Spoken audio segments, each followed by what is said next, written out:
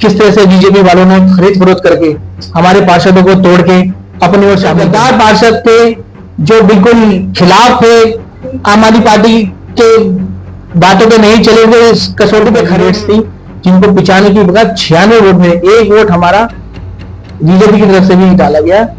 तो इसके लिए हम उनको बहुत बहुत बधाई और शुभकामनाएं देते हैं। पशुओं पे काम करेंगे, कुत्तों पर काम करेंगे, आवारा गायों पे काम करेंगे, लेकिन ऐसी ट्रस्ट की मस है, सेटिंग है सबकी। रेड मारते हैं तो एमसीडी वाले जब रेड मारते हैं तो वही सब महिला को 2500 रुपए पर हर महीने देने का वादा किया, तो 2500 रुपए तो प्रत्येक महिला को नहीं मिले। उन्होंने बोला हम हर महीने सिलेंडर हम सस्ते दामों में देंगे और होली और दिवाली में फ्री सिलेंडर देंगे। आजकल केजरीवाल जी मीडिया से दूरी बनाए हुए इसके तो मेरा नाम है राजन राही और इस वक्त मेरी मौजूदगी है वार्ड नंबर 84।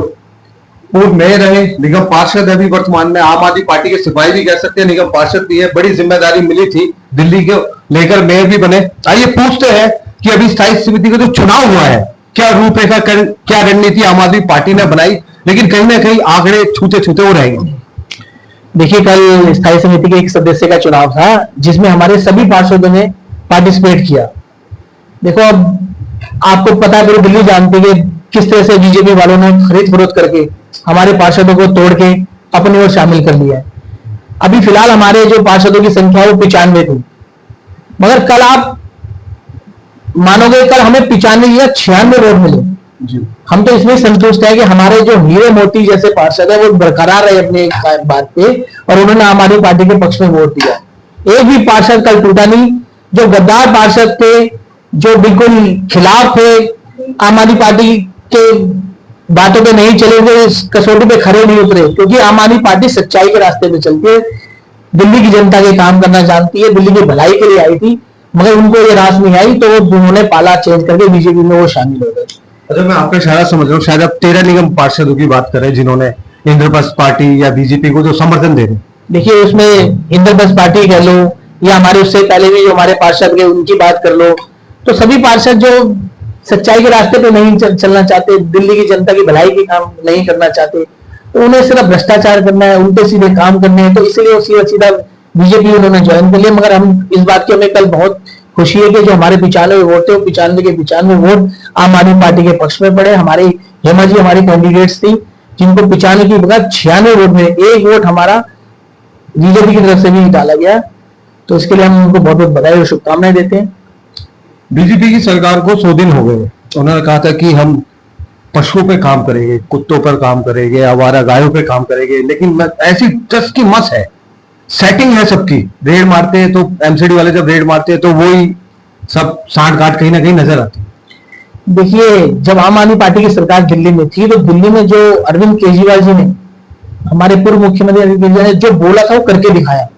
उन्होंने बोला दिल्ली में अच्छी शिक्षा देंगे तो अच्छी शिक्षा दी, बिजली फ्री देंगे बिजली फ्री दी, पानी फ्री बोला पानी फ्री दिया, महिलाओं को बस यात्रा दी फ्री वो दी, अच्छे स्कूल्स बनाए, अच्छे हॉस्पिटल्स बनाए, लोगों को चिकित्साएं सुविधाएं, तमाम जो बोला उन्होंने करा, उसके बल्कि बढ़ चढ़कर किया। जो उन्होंने बोला उससे भी फालतू उन्होंने वो करके दिया दिल्ली की सेवा के लिए, दिल्ली के काम के जो उन्होंने करे।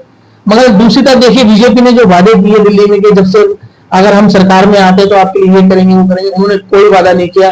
ना उन्होंने बोला कि हम प्रत्येक महिला को 2500 रुपए हर महीने देने का वादा किया, तो 2500 रुपए तो प्रत्येक महिला को नहीं मिले। उन्होंने बोला हम हर महीने सिलेंडर हम सस्ते दामों में देंगे और होली और दिवाली में फ्री सिलेंडर देंगे, उनका वो वादा भी पूरा नहीं हुआ।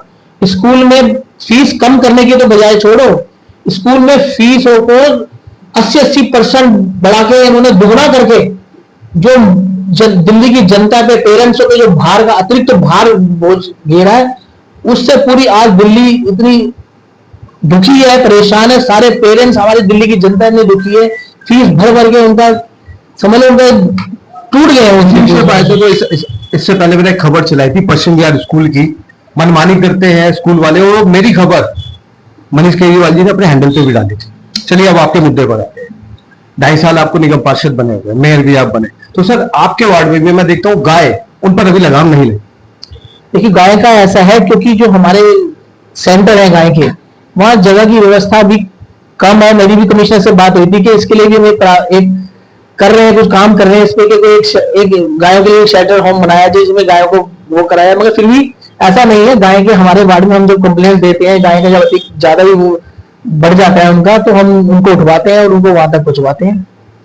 चलिए आखिरी सवाल, इस 2.5 साल में आप अपने वार्ड में क्या परिवर्तन चाहते हैं, लोगों से क्या संदेश देना चाहेंगे?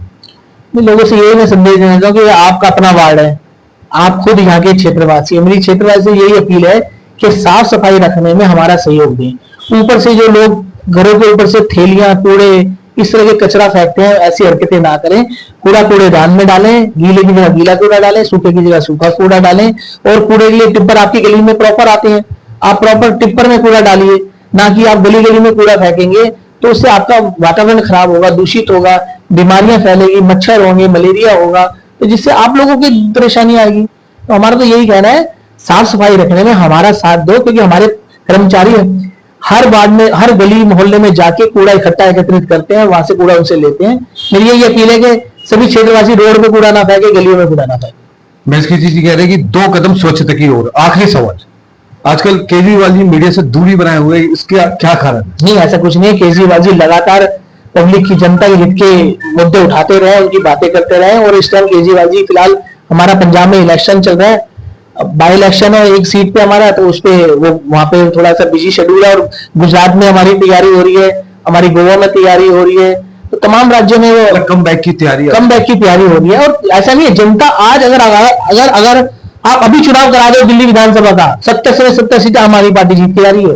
क्योंकि दिल्ली की जनता जब से बीजेपी आई इतनी दुखी हो गई है। दुखी आप उसकी झुग्गियां झोपड़ी तोड़ी जा रही है, गरीबों को उनके घरों से बेदखल किया जा रहा है। मुद्दे की बात आती है, एक झुग्गी झोपड़ी, जो आदमी 25 साल, 50 साल, 40 साल रह लेता है, एक झुग्गी बना लेता है, रेलवे की जमीन पे कब्जा कर लेता है। अगर रेलवे अपनी जमीन को, डीडी अपनी लैंड को वापस ले रहा है, तो उसमें क्या बुराई है?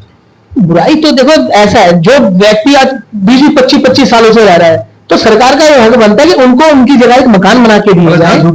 जहाँ जहाँ झुग्गी वहां मकान, या नहीं तो वहां पर कोई प्रावधान नहीं हो रहा मकान बनाने का, कोई जगह का बंदो, तो आप दूसरी जगह पे उनको वहां से शिफ्ट कराइए। ऐसी सुविधा इसके खिलाफ है जो झुग्गी झोपड़ी टूट रही है। बिल्कुल बिल्कुल बिल्कुल खिलाफ है। उनको अच्छी सुविधाएं दीजिए, दूसरी जगह मकान बना के वहां मकान दीजिए।